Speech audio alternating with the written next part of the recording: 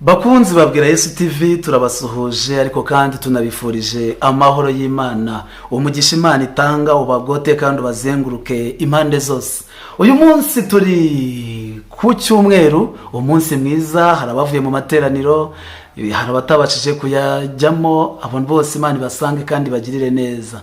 Uyu munsi rero uratangaje kandi uratunguranye. Twageze mu rugo rw'umukozi w'Imana, ngira ngo yitwa Bwira Yesu Betsheba, wenda araza kubibwira. Nimugire ngo mbyinye mbere y'umuziki, araza kutwibwira, afite uburyo bwe atwibwiramo. Ndagira ngo mbere yuko dukomeza tubanze tumuhe umwanya atwibwire kandi atwibwire gihanzi, niba ngombwa hewe anaturirimbira. Dore arasetse. Nuko ngayo nguko. Murakoze cyane. Nitwa Bwira Yesu Betsheba, ndi umubyeyi ifite umugabo n'abana 4, hanyuma nyine ndi umuririmbyi. Voilà. Ndi umuririmbyi w'indirimbo z'Imana. Yego, uravuze uratubwiye ngo umuririmbyi. Hari abantu baburi bari gutekereza ngo none niba uri umuririmbyi se watu hari ukuntu babikora rwose ukatujaburira. Nkajabura. Ngewe ndi umuririmbyi uririmba indirimbo z'Imana, ariko kandi nyine ukunda n'indirimbo z'Imana. Hari igihe umuntu aririmba ariko akaba aririmba atabikunda, nge rero nibyo bintu nkunda. Nibyo bintu nkunda. Nuko umuririmbyi rero yarabiririmbye aravuga ngo ngewe nshatse kugukurikira buri munsi Mwami Yesu. Murakoze. Umuririmbyi niko yavuze. Mwigane nshatse kugukurikira uri munsi Mwami Yesu, mu gihe cy'umunezero ndetse no mu mubabaro, ubwo watubanzirije tuje tugukurikiye, tuzi rwose kuri hafi yo kutugeza mu ijuru. Wow, bakoze cyane. Umubyeyi rwose uririmba neza. Sinzi niba mwese mubona ukuntu aririmba rwose yishimye, mbese usa n'ibyo uririmba. Imana iguhe umugisha. Amen. Hanyuma iyi ndirimbo se ngira ngo ni imwe mu ndirimbo wakoze, uranaza uploadinga kuri YouTube channel yawe. Iriho imaze kugira views zingana iki? Miliyoni 2 n'igice. Oya, ntabwo bishoboka. Niko cyane bijya bishoboka se burya no muri gospel music views zingana gutyo? Ibyo bintu ni bya Israel Mbonyi, ni bya oya, ni iby'Imana ikora. Ni iby'Imana ikora kandi bikora ku bantu bose. Iby'Imana ikora biradutangaza. Amen. Hanyuma buri hari abantu bari kwibaza, ariko nanjye nabyibaza, ese impano yawe yatangiye ryari? Kuko uri umubyeyi rwose, ntabwo ukiri umwana. Umuntu yakwibaza ngo ese ni ibintu wavukanye cyangwa abonye abandi babikora urabyigana, byaje bite? Tumara amatsiko. Ntabwo nabikoze nigana, kuko ni nacyo kintu ntajya nkora. Kwigana ntabwo mbikunda. Ahubwo ni impano Imana yampaye, kandi yayimpaye nkiri mutoya. Nakuriye mu ishuri ryo ku Cyumweru, ubu ngubu njya numva baryitaye Kodim. Ni ishuri ry'abana. Nkura rero ndi umuririmbyi. Yego rwose, murakoze cyane. Hanyuma rero hari abantu wenda bagukurikira, ariko nanjye icyo kibazo ndakibaza, bakibaza batese ubuhanzi, kuririmba byaje kuba umuhamagaro ryari? Waje kubyumvamo nk'impano ryari?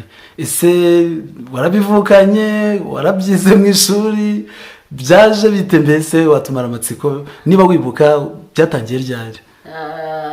Ese ubwo nakwibagirwa kuririmba? Ntabwo nakwibagirwa uko byaje. Ntabwo impano ntabwo umenya ukwije, ahubwo ubona uyifite. Rero kuririmba nakuriye mu nzu y'Imana, handi mu ishuri ryo ku Cyumweru, ariko mba muri korali. Iyo mu ishuri ryo ku Cyumweru ndi umuririmbyi, naririmba nkumva binguye neza. Ndabikurana n'ubu nkunda kuririmba cyane. Kandi iyo ndirimba hari umuririmbyi ngo bamwita Mani Martin, yageze kuririmba indirimbo ivuga ngo iyo aririmbye ngo biramuhumuriza kuririmba ntazabireka. Nanjye nuko bimereye, kuririmba ntabwo nabireka kuko iyo ndirimbye ngubwa neza. Ni impano rero Imana yampaye kuva nkiri mutoya, ndabikurana n'ubu ndabikunda. Kuririmba ni impano. Hanyuma mu gihe cyo kwiga mu mashuri yisumbuye cyangwa no muri kaminuza nabwo wakoraga umurimo wo kuririmba cyangwa waravuga wabaga uri kwiga ubuze? Mbega wowe, aho naba ndi hose ndangwa no kuririmba. Yaba muri segonderi nararirimbye, yaba naho muri kaminuza nararirimbye, n'ubu ndacyaririmba, nzasaza nkiririmba. Njya numva ari ibintu nkunda ku buryo n'inshuti yanjye nayibwira ngo ujye uririmba. Hanyuma rero ariko rero waranabuze ni nkayo yose, uzi ko ari abantu duhura batari ko wa mubyeyi byagenze bite? Umaze igihe kinini utaboneka, utereka abakunzi n'inshuti bawe, mbese uhugiye mu biki? Tuganirire. Inshingano ziba zabaye nyinshi, ariko hari n'igihe umuntu agira ikindi kintu kimuhuza, akabona nateka inkono ebyiri, imwe ishobora gushirira, akabona rero yabanza hariya, ariko ibintu narindimo mbiherereje uruhande rumwe. Ngiye kuboneka. Tubwireho ntabwo ibintu byose babivuga. Ntabwo babivuga? Noneho nkanjye umubyeyi ungana nkanjye ntabwo ibintu byose babivuga, ariko ni byiza. Amen. Yego. Hanyuma rero hari indirimbo mwakoze yitwa Nshatse Kugukurikira. Harya batubwiye ngo imaze kugira abarebyi bangana iki? 2.5 miliyoni. Ese ukora iriya ndirimbo wari mu yihe mood? Kuki waririmbye ngo Nshatse Kugukurikira? Mpamvu iriya ndirimbo rero reka mbanze nyihereho, ndayikunda cyane. Ni indirimbo ya 99 mu ndirimbo z'agakiza. Nyabuneka bantu beza kandi bantu bankunda, mbifurije kuririmba uwo muririmbyi kandi mukamwumva neza. Kuri iki gihe hari igihe umuntu ashobora kuririmba kuko abona hagiyemo ibyuma akumva agiye gukurikira umuziki, ariko iyo ubyumvishe neza wumva ari indirimbo irimo n'isengesho rikomeye no gusaba. Hanyuma rero iriya ndirimbo ndayikunda nk'abantu twiganye segonderi, cyane cyane guhera mu wa 4 segonderi. Iyo natangizaga iteraniro bari babizi ko ari indirimbo ndi butangize iryo teraniro. Nyikundira iki rero? Nyikundira ko irimo amagambo abwira, rega ariko se nawe uzayumve, uyumva ukuntu ivuga ngo njyewe nshatse kugukurikira buri munsi. Mwami Yesu, uwo ni Yesu avuga, ntago ashatse gukurikira umuntu uwo ari we wese. Oya, niko umuririmbyi yaririmbye, aravuga ngo njyewe nshatse kugukurikira buri munsi Mwami Yesu, mu gihe cy'umunezero no mu gihe cy'umubabaro. Uzi ibyo yaravuze? Nuko muri iyi si duhura n'urusobekerane rw'ibyishimo n'umubabaro, ariko we arasaba, aravuga ati njyewe ndashaka kugukurikira buri munsi, ntihagire ikintega. Yego, ariko byumvikanye nibyo rwose. Murakoze cyane. Oya, ni ukuri birahagije, murakoze. Ni buri munsi waba wasetse, ni buri munsi ukamukurikira, waba wariye, waba wishimye, waba ubabaye, kurikira umwami Yesu. Oya, ni ukuri nibyo pe. Murakoze cyane. Murakoze nawe. Hanyuma rero hari umukunzi wacu kandi wanyu wabajije ati se yashakaga kumenya niba mu bana mufite harimo ngo waba yaragukurikije ku mpano, ariko mbere yuko wenda usubize icyo ndagira ngo mbere byose tubanze tumenye se ubundi arabaza abana, turabizi ko banahari, utuganirire se uri umubyeyi urubatse, tuganiriye ku rugo rwawe. Kandi nabivuze nivuga, navuze ko ndi umubyeyi mfite umugabo n'abana 4, abahungu 2 n'abakobwa 2. Imana yampaye umugisha. Abo bana rero nibo tugiye kuganiraho.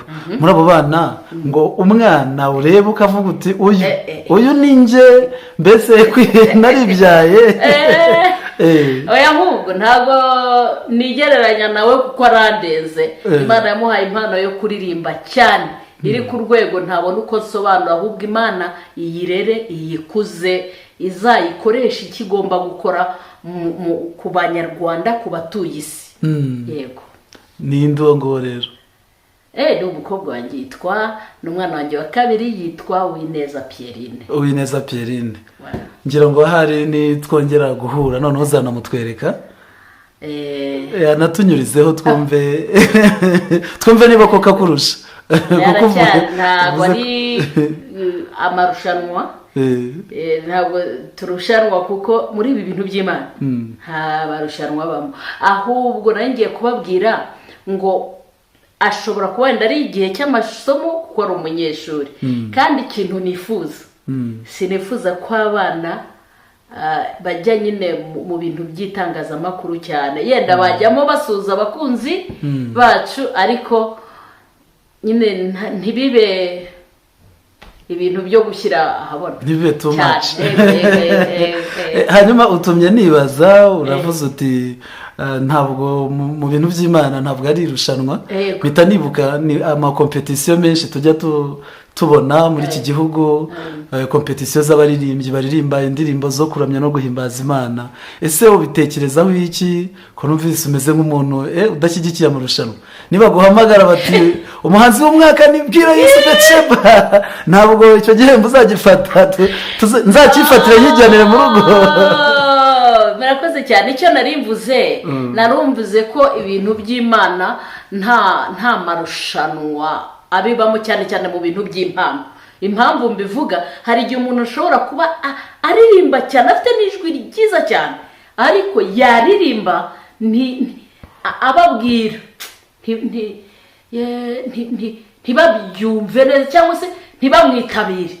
Hakaba n'undi rero uririmba ibintu bimurimo, uririmba ibintu birimo amavuta, ku buryo umuntu atita kuri za protokole nyinshi, ahubwo agendana. Uzareba ikintu kirimo amavuta kirijyana.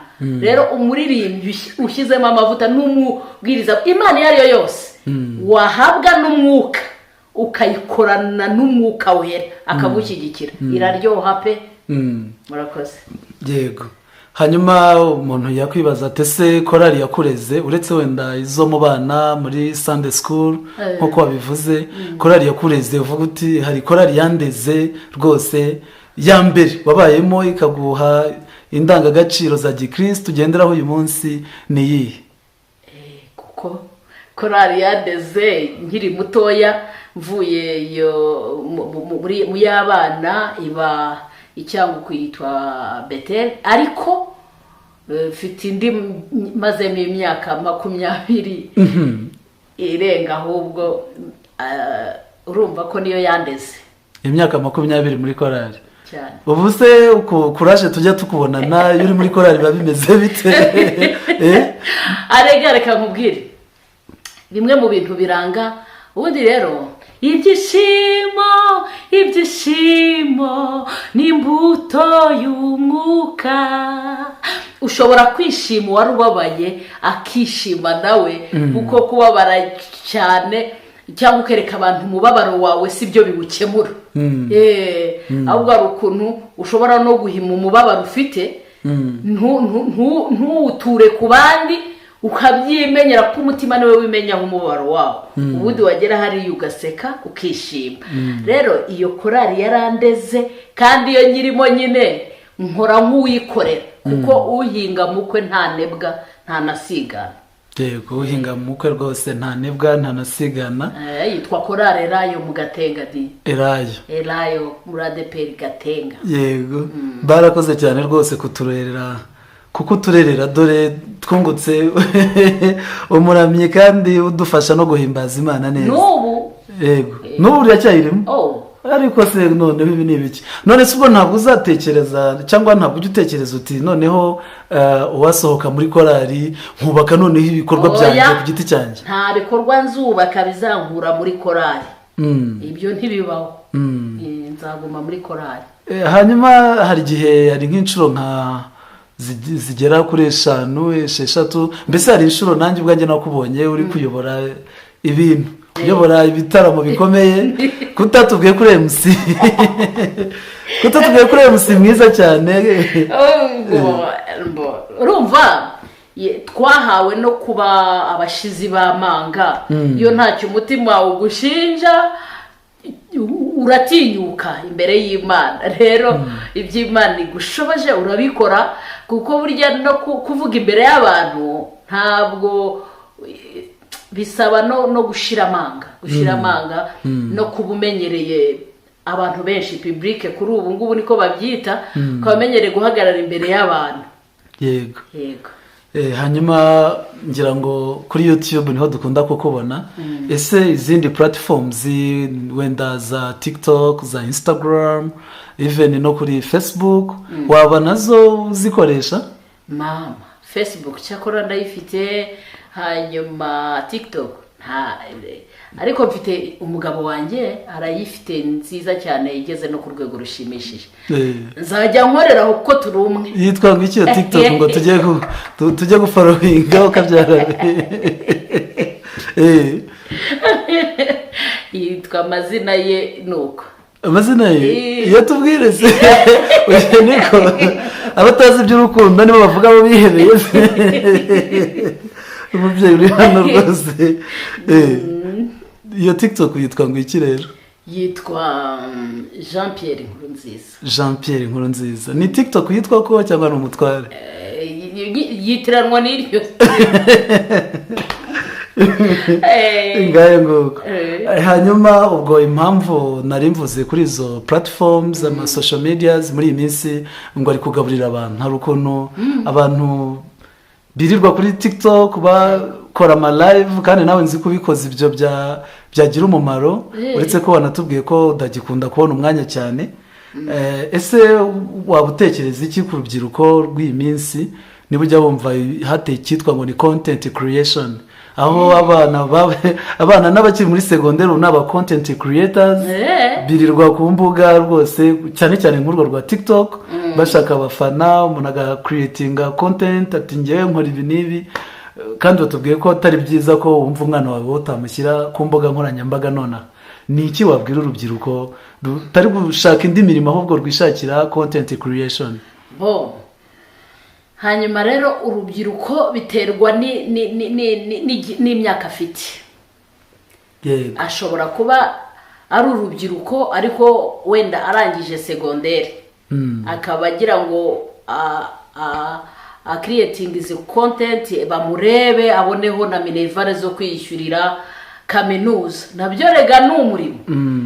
Ariko nkabwira abakiri batoya ko inzu wubatse idafite fondation nubwo yaba nziza igashashagirana imara igihe gito. Fondation nziza nuko babanza bakiga bakagira fondation y'amashuri, hanyuma ya mashuri bafite bagashyiraho n'izo content creator bagacreatinga zo content zikabagaburira, bakagira n'ibindi bageraho ariko babanjije kwiga. Kuko biteye agahinda niba umuntu ashobora kwiga akagera nko mu wa kabiri mu wa kane segonderi akava mu ishuri agiye gukora ayo makontenti, numva yabanza agasoza. Ari ngewe ubikora, ari ngewe ubabwira, nababwira ngo babanze basoze hanyuma bakomeze n'izo kontenti.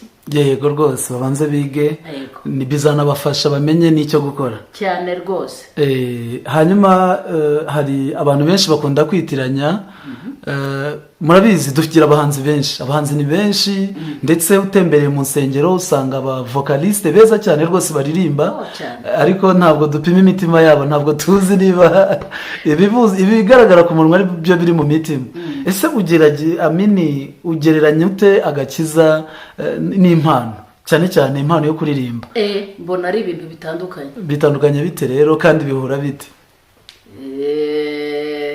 Bimwe abaririmba indirimbo z'Imana sibo tuvuze ubwo. Yego rwose.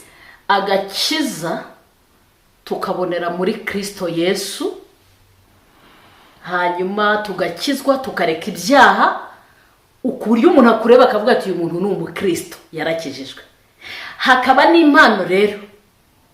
Kera twajya tugira agakorase ngo ngewe ndaririmbira Imana n'abaririmbira ubusa, nabo bararirimba.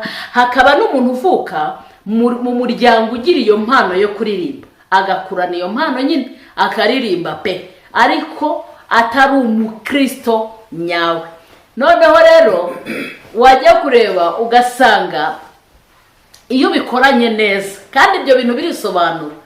Hari igihe umuntu abikora ari impano ariko adafite agakiza, nyine ukamubona ari umuririmbyi, kwanza agakiza kagira imbuto kadekera aho ngaho. Bibiliya yaravuze ngo muzabamenyera ku mbuto zabo, ntabwo yavuze ngo muzabamenyera ku mpano. Simbasubije ubwo, yaravuze ngo muzabamenyera ku mbuto zabo, ntabwo yavuze ngo muzabamenyera ku mpano zabo. Biravuze ngo agakiza karangwa n'imbuto. Bibiliya zivuze neza, ni urukundo, ni ibyishimo, ni ibintu nk'ibyo. Ariko impano ushobora kuyigira rwose nta gakiza ufite habe namba. Kandi rwose nakwifuza ngo twebwe abaririmbyi tubikore, ariko habanje agakiza mbere, kuko nyuma y'ubu buzima hari ubundi. Yego, hari ubundi. Hari ikibazo rero kiri challenging, ngira ngo ko wikanze oya birasanzwe. Abantu benshi bajya bibaza, ariko nanjye ndabyibaza. Hari igihe tugereranya imirimo, muzabibona. Hari igihe dushobora kubona nk'umwana uvuka mu cyaro, cyangwa se nka korari, cyangwa abantu badafite ubushobozi bwo gukora, bagakora imirimo ingana nabo. Hanyuma bafite ubushobozi bwinshi bagakora nabo imirimo ingana nabo. Hari abatekereza ko rero uriya muntu washoye cyane, reka tuvuge wenda turi nko mu gikorwa cya fundraising, tugiye gufasha abana batishoboye, cyangwa se tugiye kubaka urusengero, tugiye kugura ibyuma bya korari. Hari umuntu ukora bingana n'uko angana. Uzazuca uwo mugore